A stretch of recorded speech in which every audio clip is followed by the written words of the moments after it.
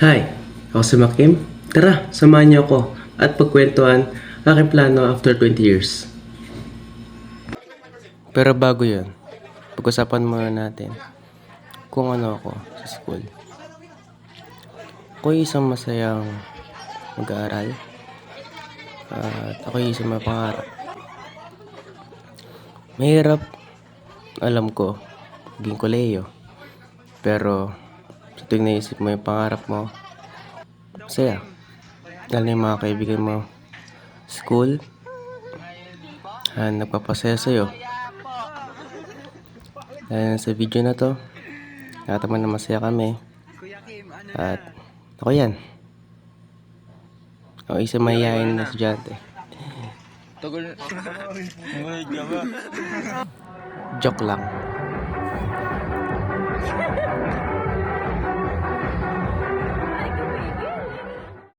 Pagkatapos sa eskwelahan, ay dumidiretso ako sa aking trabaho sa McDo.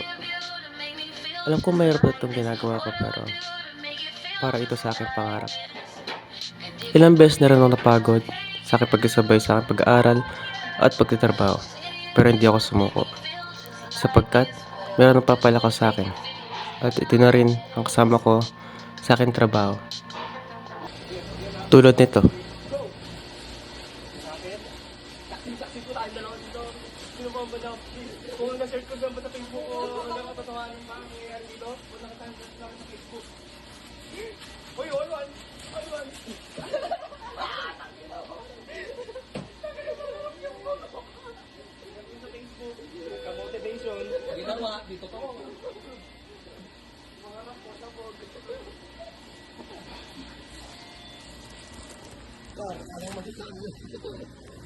Tignan niyo kung gaano kabilis.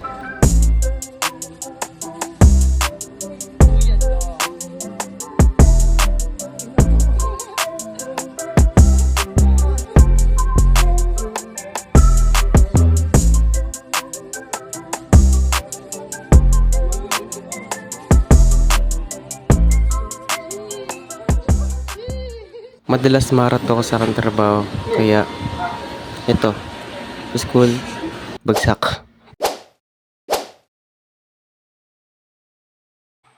Ngayon, ay online class kami. Dahil sa init ng panahon. Mas lalong humirap ang aking pag-aaral kasi nagsabay ko aking trabaho. Minsan wala pumapasok sa aking isip dahil nasa bahay lang ako. Mas maganda kasi yung face-to-face class. Mas natutuunan ko ng pansin ang aking pag-aaral kaysa sa bahay lang. Kahit ilang beses na aking pakikinig sa aking guro, ganun pa rin. Kailangan ko talagang magtiyaga sa pag-aaral kahit na online class. At ito naman ako sa gabi. Ito ay pagtapos ko sa aking trabaho. Sapagkat aking trabaho ay 5 p.m. hanggang 10 p.m. Dahil yun lang ang aking time availability sa aking trabaho. Kasi sa umaga, aral, sa gabi, trabaho.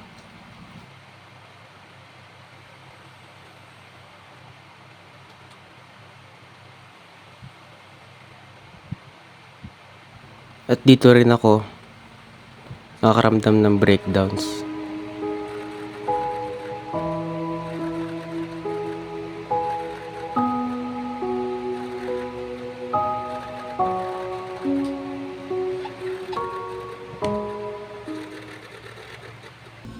Ngayon, niluluto ko ng itlog at magsasangag ako ng kanin dahil ito yung almusal ko.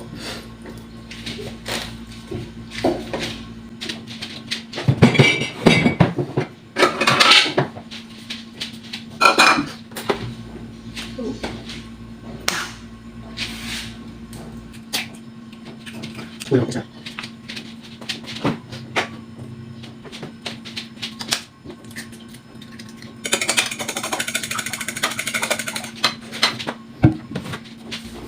So ano nga ba ang plano ko after 20 years? Ngayon, kasalukuyan ako'y nag-aaral ng BSHM 2A At ako yung second year college. At pagtap 2 years after nun ay mag-graduate ako.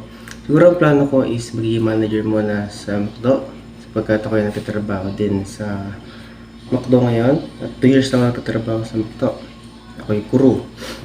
So yun yung magiging stepping stone ko upang mabot ko aking mga pangarap. So siguro mag-gain ako ng experience kasi papasok ko ng hotel eh.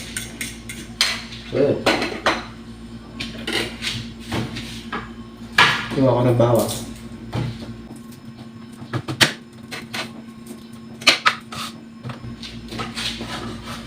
Siguro mag-manager ako sa McDo na I think 4 years for experience lang. So 4 years. Mag-graduate ako ng 2 years. So 2026. Mag-manager ng 4 years. So 2030.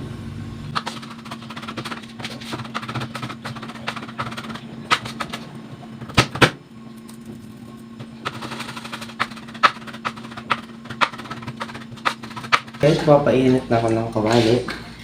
Tapos gagawin natin kasi wala tayong lighter.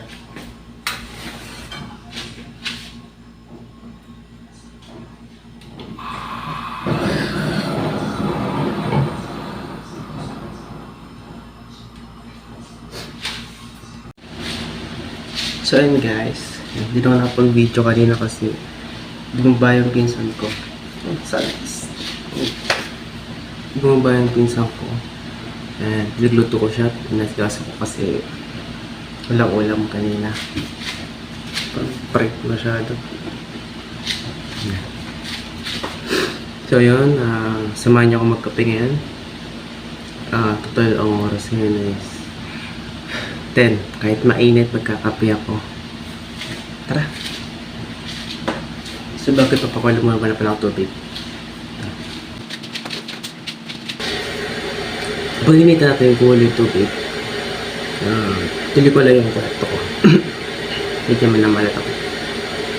So, nagigay ako ng experience 4 years. But after ko graduate. So, 2030. Aking plano. Tapos pag-apply ako, 2030 ng hotel. For housekeeping.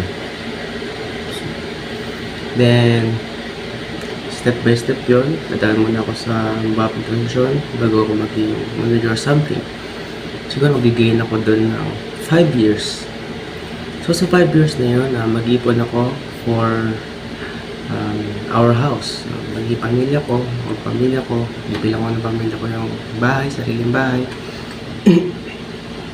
So, sa 5 years na yan, so 2035.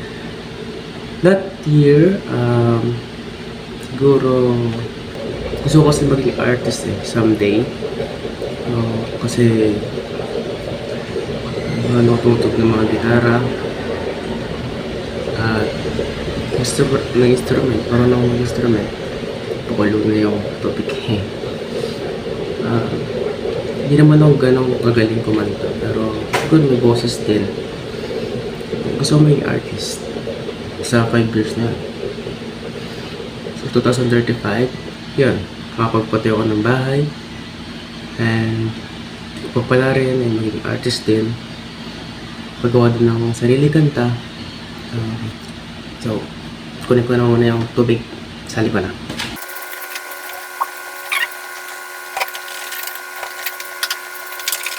Higo pa na tayo kape.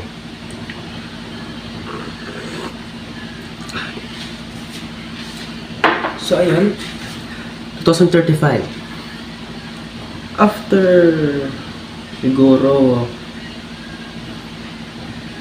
3 years, so 2038, balak kong sa loob ng 3 years na yun, mag-ipon ako for travel. Kasi gusto kong pumunta sa ibang bansa tulad na Amerika, Japan, ang Japan talaga pinakagusto ko mapuntahan. Wala. Ano, maganda lang. Parang maganda lang siguro to. Oh, water break. Dahil mainit, pag gusto ko, water break.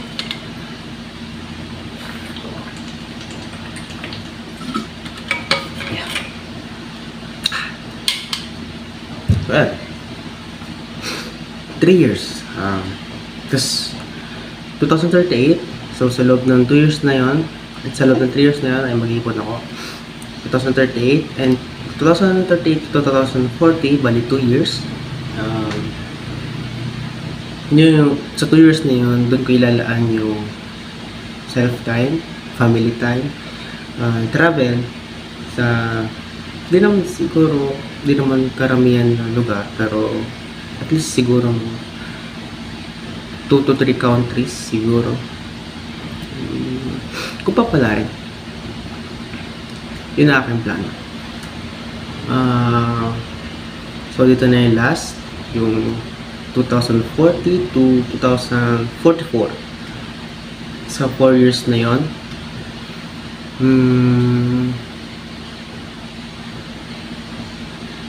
siguro, yung taon ba ako nun? Hindi ako na pala nun. Siguro may anak na ako nun. I think may anak na ako nun. Kasi, ang plano ko kasi talaga, pag naka-gaan-gaan na kami, dun lang ako. Ang plano ko talaga is pag may mga pangarap ko, dun lang ako magkaka-anak.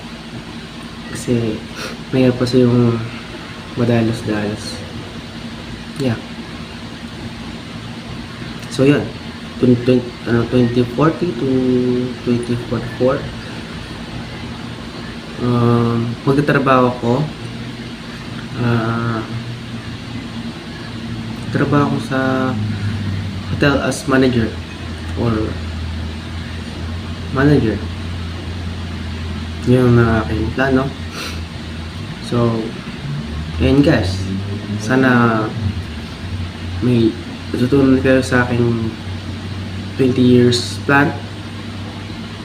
So, kape muna tayo. Tara, kape.